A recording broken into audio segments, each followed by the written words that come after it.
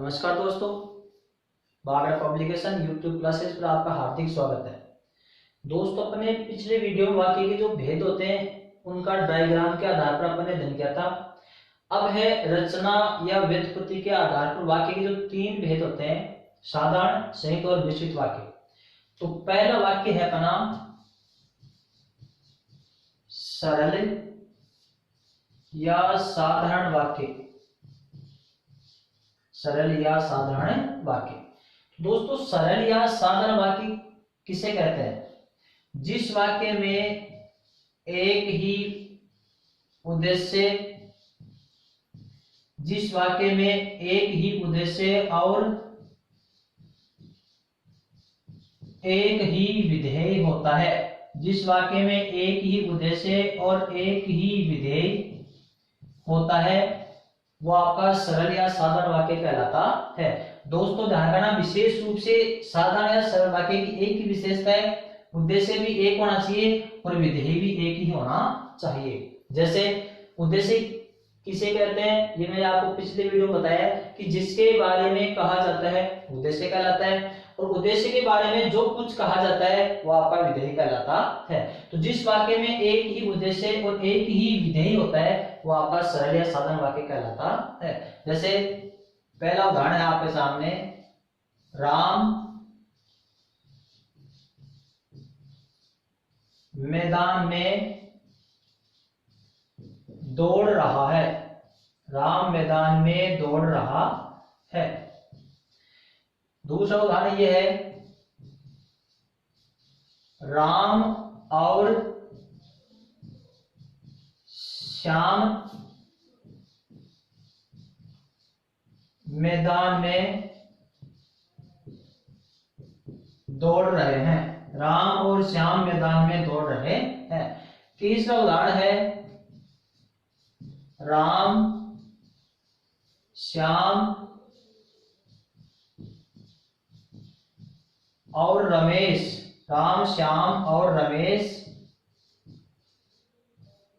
मैदान में दौड़ रहे हैं। राम, श्याम और रमेश मैदान में दौड़ रहे हैं। दोस्तों, आपके सामने तीन उदाहरण है। तीनों उदाहरण अलग अलग प्रतीत हो रहे हैं आपको कि राम मैदान में दौड़ रहा है। जिस वाक्य में एक उद्देश्य और एक विधेय हो, कौन सा वाक्य होता है? साधारण वाक्य। तो इस वाक्य में जो उद्देश्य एक राम और दौड़ रहा है, विधेय भी एक ही है। तो साधारण या सरल वाक्य किसे कहते हैं? जिस वाक्य में एक ही क्रिया पदबंध होता है। जिस वाक्य में एक ही क्रिया पदबंध होता है। तो विधेय में क्या प्रयुक्त होती है? क्रिया प्रयुक्त होती है, और उद्देश्य में क्या प्रयुक्त होता है? कर्ता। तो जिस वाक्य में एक ही कर्ता और एक ही क्रिया होनी चाहिए। परिभाषा यह है, जिस वाक्य में एक उद्देश्य और एक विधेय होता है साधारण वाक्य कहलाता है, या जिस वाक्य में एक ही क्रिया पदबंध होता है वो भी आपका साधारण वाक्य कहलाता है। तो देखो, इस वाक्य में उद्देश्य भी एक है, कर्ता, और विधेय भी आपका एक ही है, क्रिया भी एक ही है। तो ये हो गया दोस्तों आपका साधारण या सरल वाक्य। साधारण या सरल वाक्य। दूसरा है, राम और श्याम मैदान में दौड़ रहे हैं। अब इस वाक्य में आपको ऐसे लग रहा होगा कि उद्देश्य राम और श्याम दो आ गए।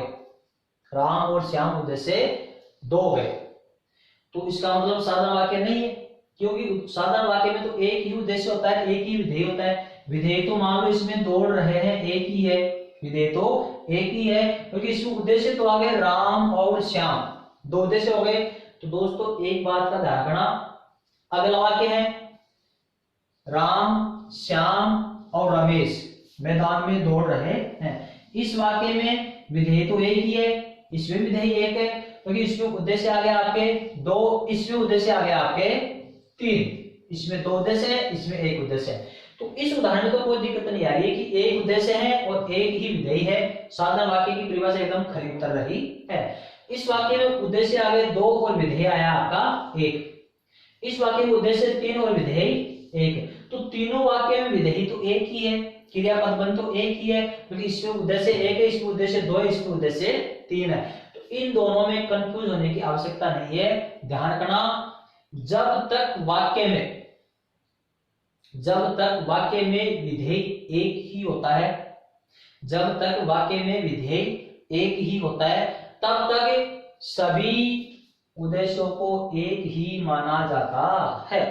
राम और श्याम इन दोनों को अलग अलग उद्देश्य नहीं मान सकते हैं।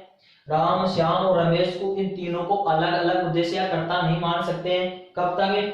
जब तक इन सब की क्रिया एक ही होती है तब तक ये दोनों और ये तीनों एक ही उद्देश्य कहलाते हैं।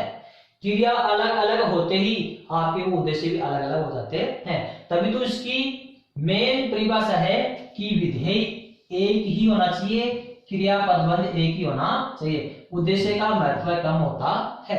उद्देश्य, दो उद्देश्य लग रहे, राम और श्याम दोनों अलग अलग नहीं है। जब ये अलग अलग होंगे, जब इनकी क्रिया अलग अलग हो जाएगी तब वो दोनों अलग अलग माने जाएंगे।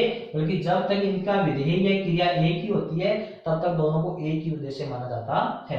अब अलग अलग कैसे होगा? जैसे राम पढ़ रहा है और श्याम दौड़ रहा है। राम पढ़ रहा है और श्याम दौड़ रहा है। अब देखो इसमें एक तो पढ़ना और एक दौड़ना, एक ही वाक्य में दो विधेय प्रयुक्त हो गए, तो इसमें राम अलग उद्देश्य है और श्याम अलग उद्देश्य है। पढ़ना विधेय अलग हो गया और दौड़ना विधेय अलग हो गया, तो ये साधारण वाक्य का उदाहरण है नहीं है। आगे और किसी का ये संयुक्त वाक्य का है या मिश्रित का है या संयुक्त मिश्रित का है, वो आगे अपन देखते हैं। बल्कि साधारण वाक्य का उदाहरण नहीं है। तो दोस्तों ये तीन उदाहरण आपके सामने है। आप ध्यान रखना कि वाक्य में जब तक क्रिया एक है तो साधारण वाक्य उदाहरण है। फिर से उद्देश्य आपका एक हो, दो हो, तीन हो, चाहे पांच हो, इनको सबको एक ही माना जाएगा। कब तक? जब तक क्रिया अलग अलग नहीं होती है तब तक ये सारे एक ही उद्देश्य में प्रयुक्त होते हैं। क्रिया अलग अलग होते ही सब उद्देश्य भी अलग अलग होते हैं, क्योंकि वो फिर साधारण या सरल वाक्य नहीं होता है। तो दोस्तों सरल या साधारण वाक्य ये आपके सामने कंप्लीट होता है, जिसमें एक ही उद्देश्य एक ही विधेय होता है। बल्कि इसमें क्रिया और विधेय का विशेष महत्व होता है, उद्देश्य का विशेष महत्व नहीं होता है। अब दोस्तों दूसरा उदाहरण है, दूसरा भेद है आपका जटिल वाक्य। कौन सा है दोस्तों? जटिल वाक्य। अब जटिल वाक्य में क्या होता है? जटिल वाक्य के कितने भेद हैं? तीन, संयुक्त, मिश्रित और संयुक्त मिश्रित वाक्य। संयुक्त वाक्य, मिश्रित वाक्य और संयुक्त मिश्रित वाक्य। तो जो जटिल का दूसरा है आपका संयुक्त वाक्य, संयुक्त वाक्य, उसका अपन अध्ययन करने जा रहे हैं।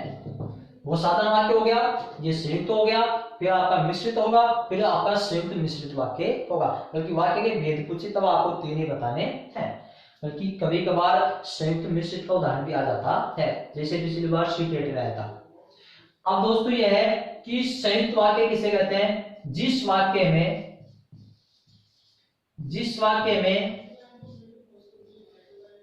सभी, अब सभी का मतलब है दो भी हो सकते हैं या दो से अधिक भी हो सकते हैं। जिस वाक्य में सभी प्रधान या समानाधिकरण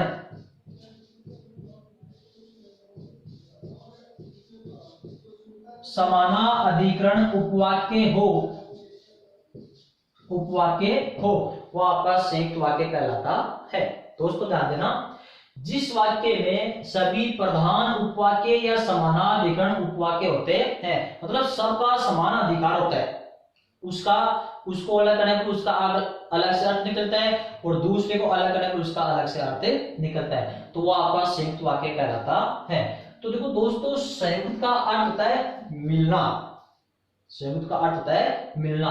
तो इसमें इस वाक्य में एक से अधिक उपवाक्य मिले हुए आते हैं, बल्कि वो उपवाक्य क्या होते हैं? प्रधान होते हैं और समानाधिकरण होते हैं, दोनों के दोनों स्वतंत्र होते हैं।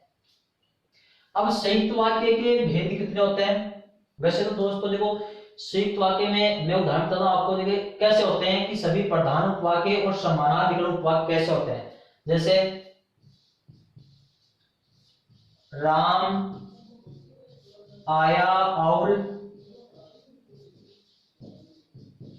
श्याम चला गया। राम आया और श्याम चला गया। ये आपके सामने एक ही वाक्य का उदाहरण है। अब इसमें साधारण वाक्य नहीं हो सकता, साधारण वाक्य नहीं हो सकता क्योंकि आना और जाना, आना और जाना दो क्रिया आ गई। साधारण वाक्य में तो एक ही क्रिया होती है, तो साधारण वाक्य इसमें नहीं हो सकता। अब देखो राम आया और श्याम चला गया। अब इसमें देखो वाक्य में सभी, सभी मतलब दो भी हो सकते हैं, दो से अधिक भी हो सकते हैं। प्रधान और समानाधिकरण उपवाक्य हैं। राम आया, इसका भी अर्थ निकल रहा है, श्याम चला गया, इसका भी अर्थ निकल रहा है। इसको हटाने के बाद भी दोनों उपवाक्य का अर्थ निकल रहा है, दोनों को समान अधिकार प्राप्त है, तो ये संयुक्त वाक्य हो गया। तो संयुक्त वाक्य की परिभाषा क्या होती है? जिस वाक्य में सभी प्रधान उपवाक्य या समानाधिकरण उपवाक्य हो तथा दोनों उपवाक्य या सभी उपवाक्य काय से जुड़े होते हैं? संयोजक शब्दों से जुड़े हुए होते हैं। संयोजक शब्दों से जुड़े हुए होते हैं, वो आपका संयुक्त वाक्य कहलाता है। अब दोस्तों संयोजक शब्द क्या होते हैं? जो दो वाक्यों को जोड़ने का कार्य करते हैं, दो वाक्यों के मध्य प्रयुक्त होते हैं, उनको अपन संयोजक शब्द कहते हैं। तो ये प्रधान उपवाक्य हो गया, ये प्रधान उपवाक्य हो गया। इसको अपन समानाधिकरण उपवाक्य भी बोल सकते हैं, दोनों को प्रधान उपवाक्य भी बोल सकते हैं। और दोनों प्रधान उपवाक्य काय से जुड़े होते हैं? संयोजक शब्दों से जुड़े होते हैं, वो आपका संयुक्त वाक्य कहलाता है। अब जैसे संयोजक शब्द कौन कौन से होते हैं? संयोजक शब्द है जैसे और, तथा, व, एव, या, अथवा, न, या, नहीं तो, पर, किंतु, परंतु, लेकिन, वरना, मगर, बल्कि, अतः, इसलिए, सो, अन्यथा। ये सब क्या है? संयोजक शब्द है जो दो उपवाक्यों को जोड़ने का कार्य करते हैं। तो ये सब के सब संयोजक शब्द संयुक्त वाक्य में प्रयुक्त होते हैं।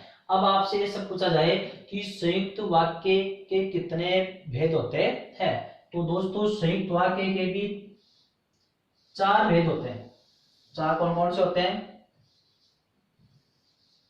पहला ये हो गया आपका चौथा। पहला है दोस्तों आपका संयोजक संयुक्त वाक्य, संयोजक संयुक्त वाक्य। दूसरा है दोस्तों विभाजक या वैकल्पिक संयुक्त वाक्य, विभाजक या वैकल्पिक संयुक्त वाक्य। तीसरा दोस्तों विरोधी सूचक संयुक्त वाक्य, विरोधी सूचक संयुक्त वाक्य। और चौथा है परिणाम सूचक संयुक्त वाक्य, परिणाम सूचक संयुक्त वाक्य। संयुक्त वाक्य के भी चार भेद हो गए, तो ये संयोजक शब्द है, इन चार जगह बढ़ जाएंगे। पहला है संयोजक संयुक्त वाक्य, दूसरा है विभाजक या वैकल्पिक संयुक्त वाक्य, तीसरा है विरोधी सूचक संयुक्त वाक्य और चौथा है परिणाम सूचक संयुक्त वाक्य।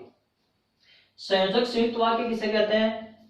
वे संयोजक शब्द जो दो वाक्यों को जोड़ने का कार्य करते हैं, दोनों वाक्यों का संयोजक या दोनों वाक्यों का संयोग बनाते हैं, वो संयोजक संयुक्त वाक्य कहलाते हैं। विभाजक या वैकल्पिक संयुक्त वाक्य किसे कहते हैं? कि वे वाक्य जो किसी एक उपवाक्य को स्वीकार और एक को अस्वीकार करने का बोध कराते हैं। वे वाक्य जो किसी एक उपवाक्य को स्वीकार और दूसरे उपवाक्य को अस्वीकार करने का बोध कराते हैं, वो विभाजक या वैकल्पिक संयुक्त वाक्य कहलाते हैं। विरोधी सूचक कौन से होते हैं? वे उपवाक्य जो एक दूसरे में विरोध का आभास कराते हैं, वे उपवाक्य जो एक दूसरे के प्रति विरोध का आभास कराते हैं, वो विरोधी सूचक होते हैं। परिणाम सूचक कौन से होते हैं? जिस वाक्य में एक कारण और एक परिणाम, एक कारण और एक परिणाम का बोध कराते हैं, वो परिणाम सूचक संयुक्त वाक्य कहलाते हैं। अब संयोजक संयुक्त वाक्य में कौन कौन से संयोजक शब्द प्रयुक्त होते हैं? और, तथा, व, एवं। और, तथा, व, एवं ये संयोजक शब्द आपके संयोजक संयुक्त वाक्य में प्रयुक्त होते हैं। या, अथवा, वा, या, न, ये होते हैं आपके विभाजक या वैकल्पिक संयुक्त वाक्य में। और विरोधी सूचक में होते हैं आपके नहीं तो, अन्यथा, परंतु, किंतु, लेकिन, वरना, बल्कि, पर, मगर, नहीं तो, पर, किंतु, परंतु, लेकिन, वरना, मगर, बल्कि, ये सब होते हैं आपके विरोधी सूचक संयुक्त वाक्य में। और परिणाम सूचक में होते हैं आपके अतः, इसलिए और सो। अतः, इसलिए, सो और अतएव। अतएव। तो दोस्तों ये जो संयोजक शब्द है इन चारों में प्रयुक्त होते हैं। तो देखो संयुक्त वाक्य के चार भेद हो गए, संयोजक संयुक्त वाक्य, विभाजक या वैकल्पिक संयुक्त वाक्य, विरोधी सूचक संयुक्त वाक्य और परिणाम सूचक संयुक्त वाक्य। संयोजक संयुक्त वाक्य में और, तथा, व, एवं प्रयुक्त होता है। विभाजक में या, अथवा, वा, या न प्रयुक्त होता है। विरोधी सूचक में नहीं तो, अन्यथा, परंतु, किंतु, परंतु, लेकिन, वरना, बल्कि, पर, मगर ये प्रयुक्त होते हैं। परिणाम सूचक में अतः, इसलिए, सो, अतएव आदि संयोजक शब्द प्रयुक्त होते हैं। अगर किसी भी दो उपवाक्यों के मध्य इनका प्रयोग किया जाता है तो आपका संयोजक संयुक्त वाक्य कहलाएगा। किसी भी दो उपवाक्य के मध्य अगर इनका प्रयोग किया जाता है तो विभाजक या वैकल्पिक संयुक्त वाक्य का उदाहरण होगा। इनका प्रयोग करने पर विरोधी सूचक और इनका प्रयोग करने पर आपका परिणाम सूचक संयुक्त वाक्य कहलाएगा। जैसे राम आया और चला गया, राम आया और चला गया, राम आया, राम चला गया। और दोनों उपवाक्य कहां से जुड़ गए? और से जुड़ गए, तो ये हो गया आपका संयोजक। वह एवं तथा, रमेश पढ़ रहा था तथा सुरेश खेल रहा था, रमेश पढ़ रहा था तथा सुरेश खेल रहा था। ये हो गया आपका संयोजक संयुक्त वाक्य।